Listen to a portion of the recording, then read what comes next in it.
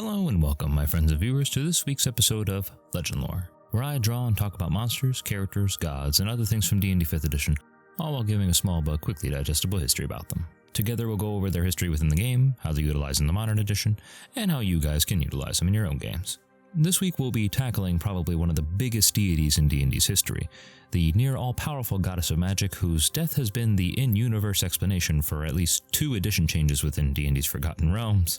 Mystra, the Lady of Mysteries. A quick warning for everyone, this video is going to be very long, and even then it's barely scratching the surface of the immense amount of lore that Mystra has. If you're looking for something a little bit more in-depth or specific bits of her history, while I'll do my best to cover the heaviest bits, I recommend checking out her wiki page and other videos that I've linked in the description below to get the full picture. Additionally, if you don't want to sit through all of the history lessons and are just here for the cool stuff that you want to throw in your games, or to stoke your imagination for your own world building, I've included the timestamps for all of the different video segments in the description below, so you can have what you need right at the forefront. With that said, let's jump right in. Mystra, or Mistral as she is often referred to in her first incarnation, is the Forgotten Realms goddess of magic, knowledge, the arcane, and the weave, which was a well of magical energy overlapping most of the known world that mages were able to tap into to cast their spells. Her other epithets include the Maiden of Mysteries, the Mother of All Magic, Our Lady of Spells, the Hidden One, the One True Spell, and the Muse of the Weave. Her alignment was neutral good, her holy symbol was a circle of 7 stars, 9 stars encircling a flowing red mist, or a single 4-pointed star. Her main clerical domains were Arcana and Knowledge, her favorite weapon was a shuriken, which is pretty dope, and her main worshippers were elves, half-elves, alchemists, bards, sages, sorcerers, and wizards. Appearance-wise, while the Lady of Mysteries was known for her myriad of different appearances, Mystra's most common look was that of a beautiful woman with intense blue eyes, beautiful white and blue robes, glowing skin, and wavy, prismatic hair that shimmered with every color of the rainbow. With this said, she has also appeared as a swarm of rainbow will-o-wisps that form a vaguely humanoid shape, and she has also been known to take the form of a slim, dark-eyed woman with close-cropped blonde hair in one of her incarnations. Now we get into our massive Forgotten Realms history lesson. Mystra's beginning starts with the War of Light and Darkness, an ancient conflict between the goddesses Shar and Saloon, both of whom I've covered in previous videos. During one of these attacks, the eldritch primordial energies of both Shar and Saloon coalesced and formed a new entity, that being Mystra's first incarnation known as Mistral. While Mistral was ideologically closer to the largely good Saloon, she acted as a balancing force between the dark and the light and negotiated a tense end to the war that still stands to this day. Eons later, Karsus, a powerful archmage of the magical empire known as Netheril, sought to usurp the power of Mistral and the Weave itself by using the first 12th level spell ever created, that being Karsus's Avatar. Doing so caused Mistral to be momentarily bound to him, resulting in all arcane magic becoming extremely volatile and the Weave itself unraveling at an unprecedented rate. To prevent further destruction of the arcane and perhaps even the world, Mistral slew herself in sacrifice and broke both her and Karsus's connections to the Weave, causing all magic to cease for but a moment before the Weave allowed her to recorporealize, but not as the same individual that she once was. The second incarnation of the goddess of magic would be known as Mystra, with her taking a human peasant girl as her mortal vessel before tying herself right back to the Weave, and preventing any magical practitioner from ever casting a spell above 9th level ever again. Both these actions would forever tie Mystra to the human race and also limit the powers that mortals themselves could wield, as well as prevent the world from ever reaching the level of magical advancement that Netheril had. It is also during this time that Mystra began the process of creating her loyal circle of worshippers and devotees known as the Seven Sisters, who we'll get into more later on in the video.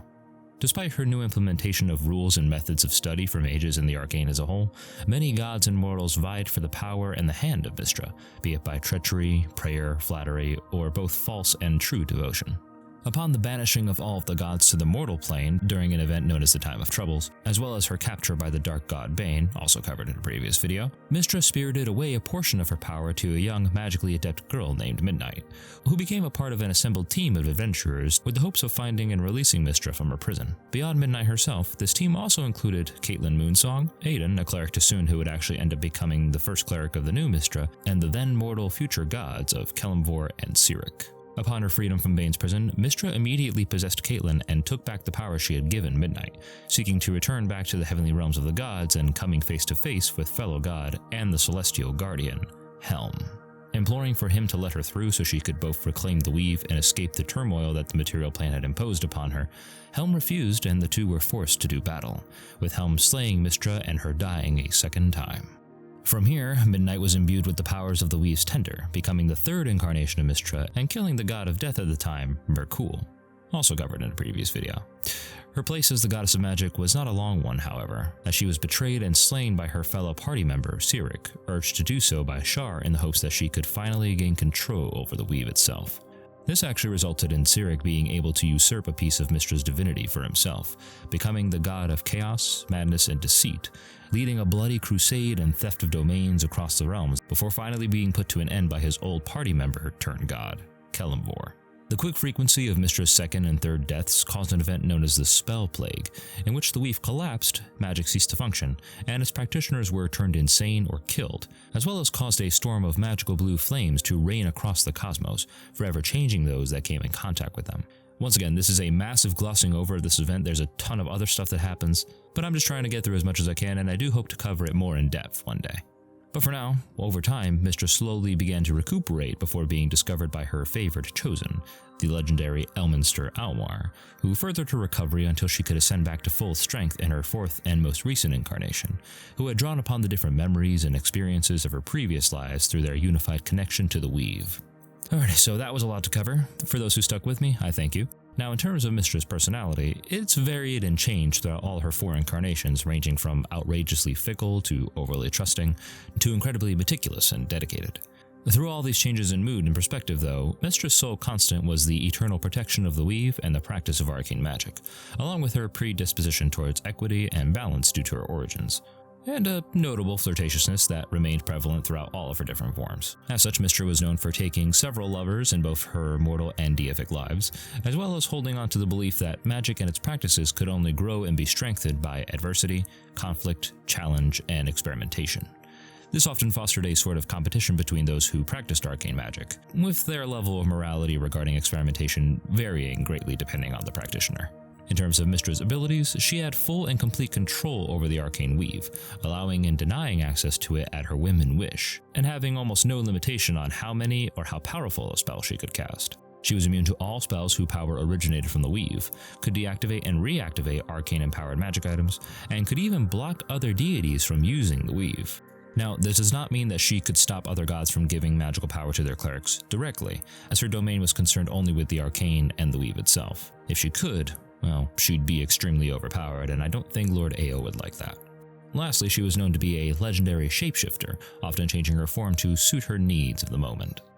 In terms of her relationships with other gods and characters, Mystra probably had the largest and most complicated social circle of any of the Forgotten Realms deities. She was responsible for the ascension of other gods such as Azuth and Savras, both of whom yearned for her affections alongside innumerous wizards and arcane practitioners, many of which she selected to be her chosen, such as Elminster Almar, Kelvin Blackstaff Aronson, and of course our beloved wizard of Waterdeep from Baldur's Gate 3, Gale. The god Kelemvor was also included in this number, not being one of the chosen but serving as a lover to Mystra in her Midnight incarnation. Mystra was also served devoutly by the Seven Sisters, an order of 7 immortal and magically powerful women who were all birthed by a woman that Mystra herself had possessed. Mystra could also count on gods such as Ogma, Gond, Saloon, Ouijas, and other good-aligned gods to be her allies, so long as their tenets didn't conflict with her stance as a paragon of the arcane. In terms of her enemies, Shar's manipulation of Cyric resulting in Mystra's death didn't really win the Dark Goddess any love, nor did Cyric's betrayal earn him any. Bane's capture and torture of Mystra during the Time of Troubles earned him her enmity, and Rakul's death at Midnight's hands surely did solidify him as a foe as well. Beyond that, gods such as Moander, Koza, Talos, Velsharun, and anyone else who heralded destruction or sought to utilize arcane magic for malevolent ends could be considered Mystra's enemies. Now when it comes to Mystra's clergy, their primary focus dealt on the recording, curation, and creation of spells and arcane knowledge, as well as the creation of magical items and the discovery and training of entities with innate magical potential, such as magical creatures, sorcerers, and other practitioners such as bards or wizards. This resulted in the creation of temples that served as research facilities, secret libraries full of ancient lore, and caches of magic items and ancient tomes stashed all throughout the land. And Mystran clerics could be found exploring ancient ruins of old cultures in the hopes of discovering lost knowledge to add to their collections. Most Mystrans were identified with simple blue robes and star-like decorations such as starfire gemstones and glittering vestments enchanted to emulate the night sky.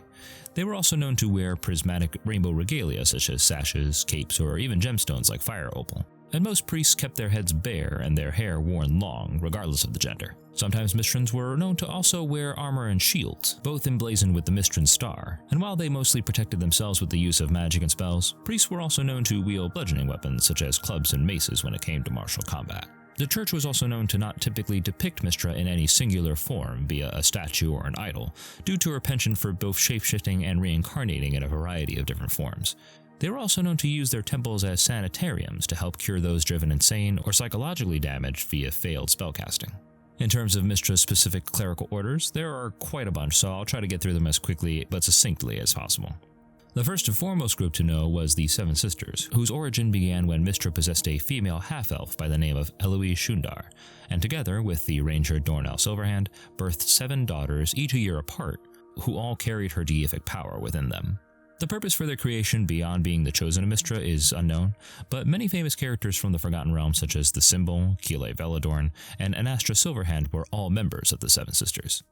The Children of the Starry Quill were an order of bards that served the church primarily as an information and news-gathering network, but were sometimes also used in order to help publicly sway the people's opinion of the church when it came to certain issues, particularly those having to do with the practice of magic or the discovery of ancient ruins. This faction could be particularly great for PC bards to join, as well as allowing DMs to show how the many churches work within the political sphere of nearby kingdoms. The Order, or Knights of the Blue Moon, was a small order of warriors dedicated to both Mystra and her mother Selûne, working to battle against the machinations of the goddess Shar, and being named after how the moon of Faerûn would often change to a blue color when it was full, causing strange fluctuations and occurrences within the weave during this time.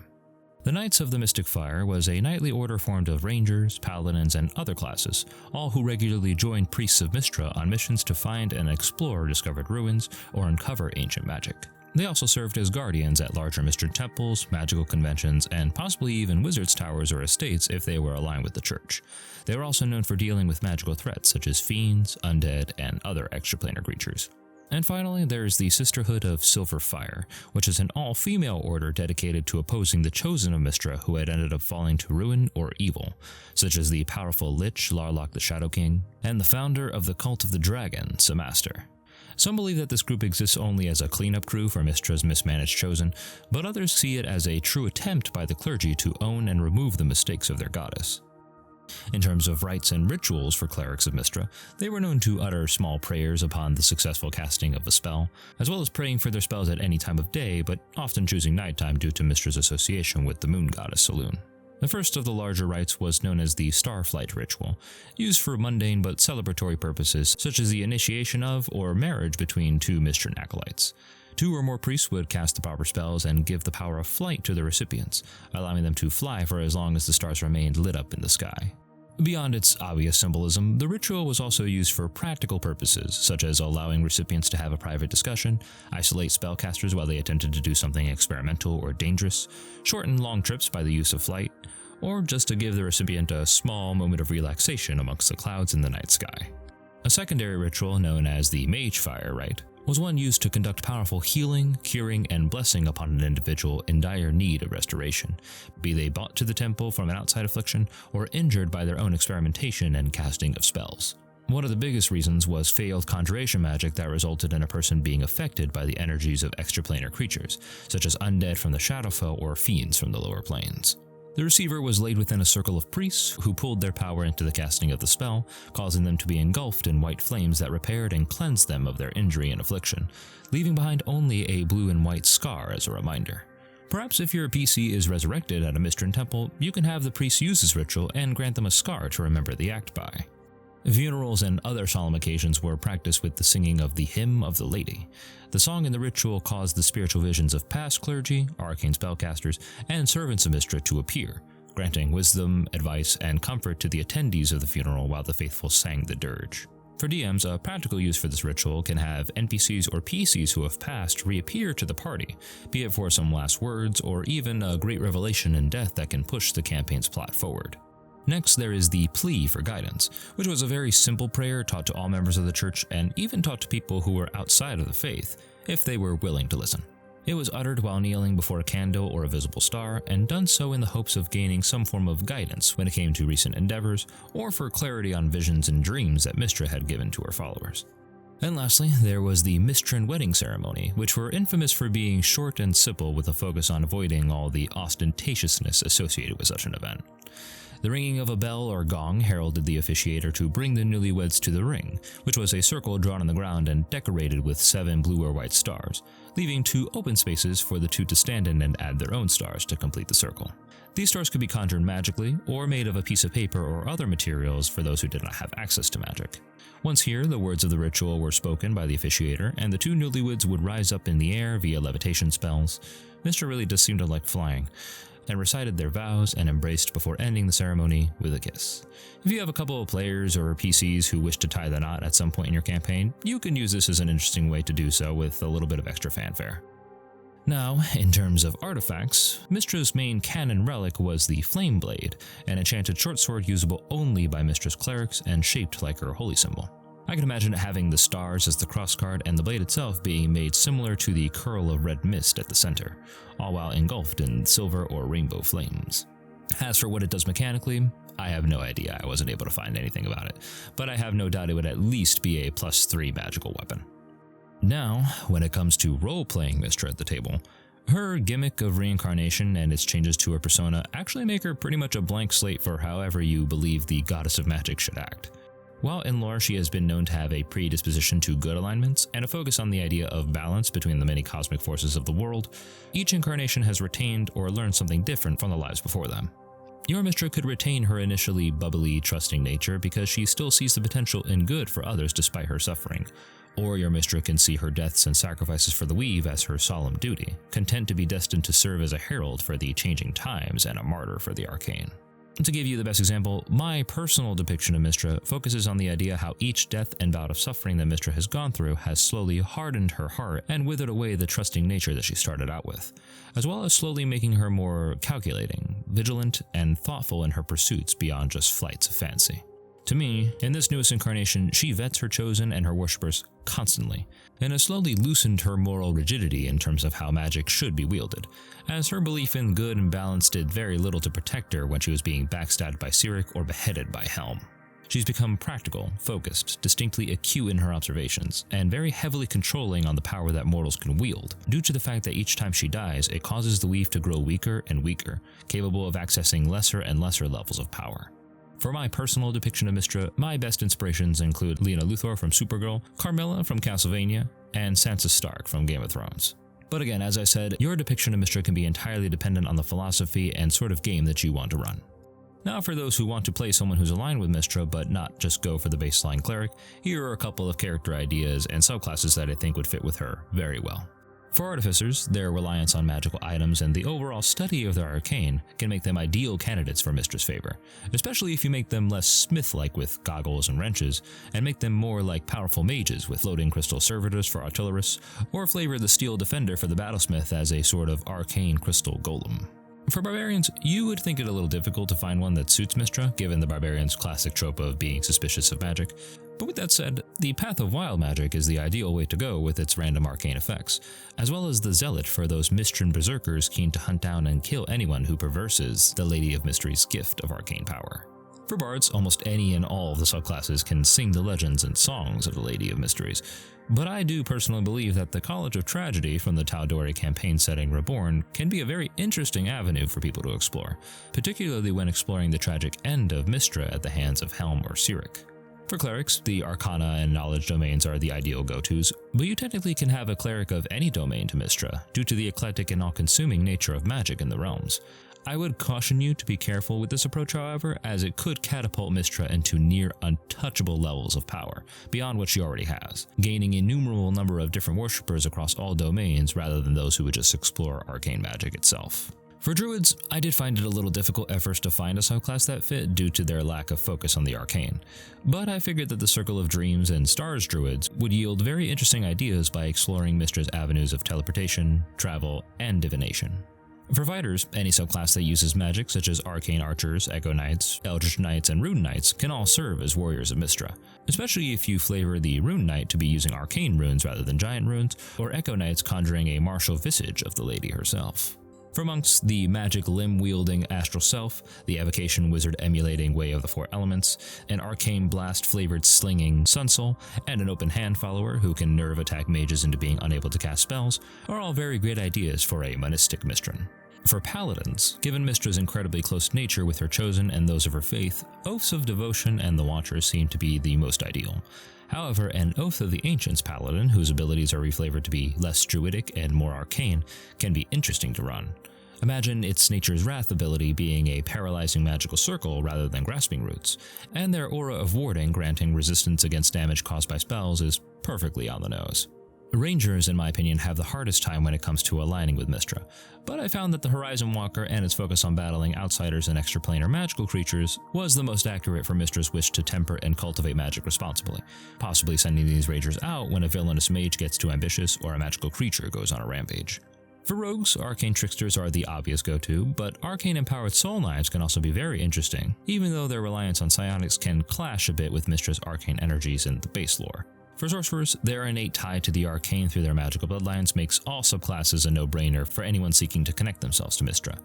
But my favorite recommendations would be that of the Wild Magic, Lunar, and Divine Soul bloodlines, that last one possibly having the excellent flavor of retaining Mystra's prismatic rainbow-hued hair. For warlocks, the Great Old One can reflect the near-infinite and omnipotent knowledge of the world and magic, and the Celestial can call upon powerful angels beholden to Mystra. The same could even be said for fiends who dabble in forbidden magics, and perhaps you could even have a hexblade wielding an arcane enchanted blade, such as the same sword that Cyric used to kill Mystra, if you want to have that strong tie to the actual Forgotten Realms lore. And lastly, for wizards, literally all subclasses owe their existence and loyalty to the goddess if they decide to worship any gods at all. But remember that there may be some wizards who believe that their being a personification of the weave to be nothing but a myth, and it is ultimately the ambition of wizards and their blatant disregard for the laws of physics and morality that has often cost Mystra dearly.